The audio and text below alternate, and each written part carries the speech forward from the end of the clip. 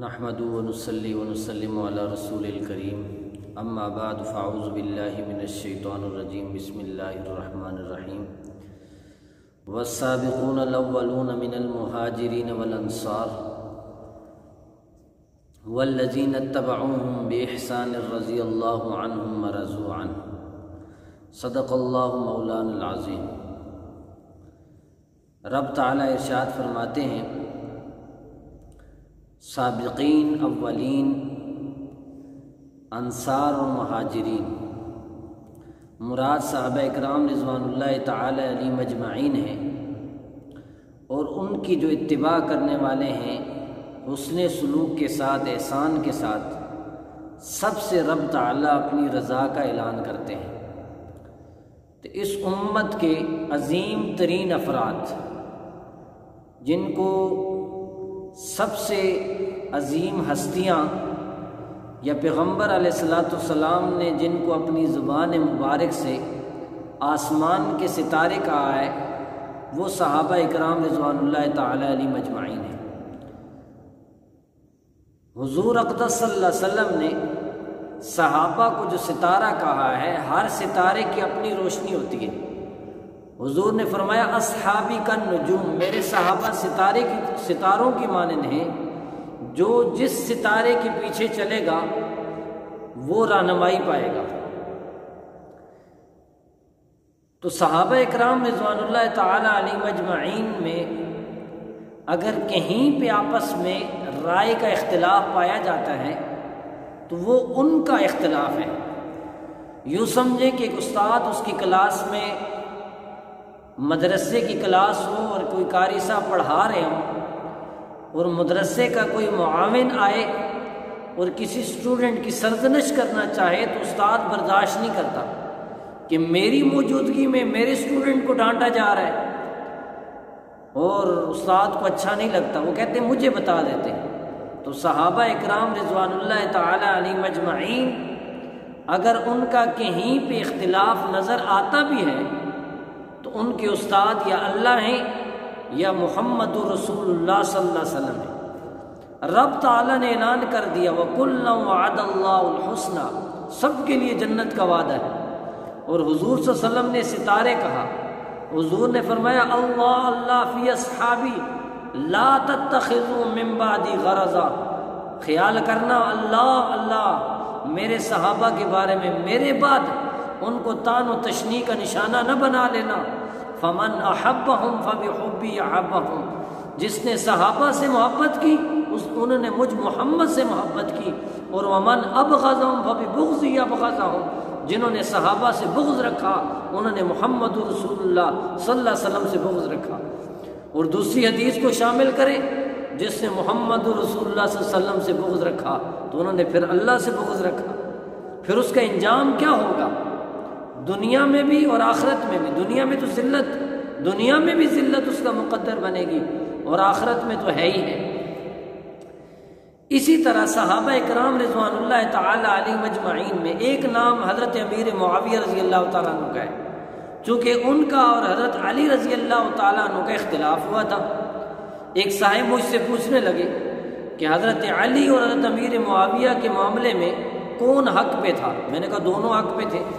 کہتے ہیں یہ کیسے ہو سکتا ہے کہ دو لوگ لڑیں اور دونوں حق پہ ہوں، یہ کیسے ہو سکتا ہے؟ میں نے کہا ہوا ہے کہ دو لوگ لڑے تھے اور دونوں حق پہ تھے۔ کہتے وہ کون؟ میں نے کہا موسیٰ علیہ السلام اور ہارون علیہ السلام، دونوں کا اختلاف ہوا تھا کہ موسیٰ علیہ السلام کی رائے یہ تھی، موسیٰ علیہ السلام کی سوچ یہ تھی کہ جیسے برائی دیکھی مخالفت کی جائے، ہارون علیہ السلام کی رائے یہ تھی کہ نہیں، امت کی جو اجتماعیت ہے اس کو نہ توڑا جائے، اس سے کہ میں مخالفت کروں گا تو آدھے میرے حمایتی ہو جائیں گے، آدھے مخالف ہو جائیں گے۔ تو ٹھیک ہے اگر یہ بچڑے کی پوجا کر رہے ہیں تو موسیٰ علیہ السلام جیسے شریعت لے کے آئیں گے تو آپس میں جو ہے نا وہ پھر سارے ایک ہی کتاب پہ جمع ہو جائیں گے، دین پہ جمع ہو جائیں گے۔ اب دو نبی، دونوں کا آپس میں اختلاف ہے، اور نبوت خطا سے پاک ہوتی ہے، نبوت کے اوپر اللہ کا پہرا ہوتا ہے، نبی غلطی کر ہی نہیں سکتا۔ اختلاف ہوا، دونوں حق پہ ہیں۔ ہم کہتے ہیں حضرت امیر معاویہ اور حضرت علی رضی اللہ تعالیٰ عنہ حضرت امیر معاویہ کی سیاست اس وقت کے لحاظ سے کہ آپ ان اجمیوں کو عہدے نہ دیں، حضرت علی رضی اللہ تعالیٰ عنہ کی دور اندیشی کے لحاظ سے، بعد کے لحاظ سے، اس لیے دونوں حق پر تھے اور دونوں ہمارے لیے آسمان کے ستارے ہیں۔ ہمیں کوئی حق نہیں پہنچتا کہ حضرت علی اور حضرت امیر معاویہ رضی اللہ تعالیٰ عنہ کے اختلاف میں، اور بالخصوص یزید کو اٹھا کر حضرت موسیٰ علیہ السلام کا، حضرت نوح علیہ السلام کا بیٹا کافر مرا، تو انبیاء کے اولاد، انبیاء کی بیویاں وہ کافر گئیں، ہدایت تو رب کے ہاتھ میں۔ حضور صلی اللہ علیہ وسلم کے چچا ابو طالب اور جو ہے نا اور بہت سارے لوگ قریبی رشتہ دار جن کو ایمان نصیب نہیں ہوا، کلمہ نصیب نہیں ہوا، تو یزید کی جو بد کرداریاں ہیں، اس کی جو بدعمالیاں ہیں، اس کو بنیاد بنا کر شریعت بھی اس کو نہیں کہتی کہ بیٹے کے جرم میں باپ کو پکڑا جائے،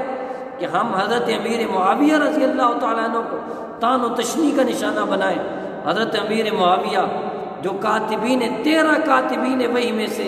ایک حضرت امیر معاویہ رضی اللہ تعالیٰ عنہ ہے، وہ امیر معاویہ جن کو اللہ کے نبی صلی اللہ علیہ وسلم نے، وہ جب صلح حدیبیہ کے موقع پر حضور اقدس صلی اللہ علیہ وسلم جب واپس آ گیا حدیبیہ کے مقام سے، اگلے سال جب عمرہ قضاء کے لیے تشریف لائے، حضور نے عمرہ ادا کیا، تو یہ حضرت امیر معاویہ مسلمان ہو چکے تھے۔ حضور اقدس صلی اللہ علیہ وسلم نے سب صحابہ کی موجودگی میں فرمایا ادعو معاویہ، معاویہ کو بلاؤ، اور حضور اقدس صلی اللہ علیہ وسلم نے حضرت معاویہ سے فرمایا کہ آپ میری حجامت کریں، میں عمرہ جو ہے نا ادائیگی عمرہ سے فارغ ہوا ہوں، اور حضور نے اس خدمت کے لیے حضرت امیر معاویہ کا انتخاب کیا اور ان کی فضیلت دنیا کے سامنے بتانا چاہ رہے تھے۔ حضرت امیر معاویہ نے حضور کے ناخن کاٹے، حضور کے مونچھیں مبارک کاٹی، حضور کے بال مبارک کاٹے، اور ان کو اپنے پاس بطور تبرک رکھا۔ حضور نے اپنا کرتا حضرت امیر معاویہ کو عنایت کیا۔ حضرت امیر معاویہ نے وصیت کی تھی مجھے اسی کرتے میں کفن دینا، اور حضور کے ناخن اور حضور کے بال میری آنکھوں میں ڈال دینا۔ حضور اقدس صلی اللہ علیہ وسلم نے فرمایا میری امت کا سب سے زیادہ بردبار امیر معاویہ ہے، اور اس کے پیچھے بھی ایک مستقل ایک واقعہ ہے، تفصیل کا وقت نہیں ورنہ میں وہ واقعہ سناتا۔ حضور اقدس صلی اللہ علیہ وسلم نے حضرت امیر معاویہ رضی اللہ تعالیٰ عنہ کے لیے دعا کی، فرمایا اللہم علمہ الکتاب والحساب وقہ العذاب، یا اللہ میرے معاویہ کو کتاب کا علم بھی دینا، یہ نہیں کہ قرآن کا صرف معنی، صحیح قرآن و سنت کی روشنی اور حساب کتاب کا علم بھی دینا، اور اس کو عذاب سے بھی بچانا۔ اللہ کے نبی سمجھتے تھے معاویہ کو کتاب کا علم ہوگا تب قرآن و سنت کا نفاذ کرے گا، تب تو قرآن و سنت کی اس کے دور میں بالادستی ہوگی۔ اور ناقدین بھی مانتے ہیں کہ حضرت امیر معاویہ کا دور خلافت، اس میں 64,65,000 مربع میل پر اسلامی پرچم لہرا رہے تھے، اور اعلان ہوتے تھے دکاندار اپنی دکانیں کھلی چھوڑ کے چلے جاؤ، اور کسی کے مال کی طرف کسی کو نظر اٹھانے کی جرت نہیں ہوتی تھی۔ اور اللہ کے نبی نے فرمایا یا اللہ اس کو حساب کتاب کا علم دے، اس سے کہ نظام حکومت تب چلے گا جب حساب کتاب کا علم ہو۔ اور اللہ کے نبی صلی اللہ علیہ وسلم نے فرمایا ربا میرے معاویہ کو عذاب سے بھی بچانا، انسان ہونے کے ناطے اجتہاد میں اگر کہیں غلطی ہو جائے تو یا اللہ اس کو حساب سے بچانا، حساب کتاب سے بچانا۔ اللہ کے نبی صلی اللہ علیہ وسلم نے ایک اور دعا مانگی، فرمایا اللہم اجعلہ ہادیا مہدیا واہد بہ، یا اللہ میرے معاویہ کو ہادی بھی بنا، مہدی بھی بنا، اور ایسا ہدایت والا بنا کہ دنیا اس کو دیکھ کے ہدایت حاصل کرے۔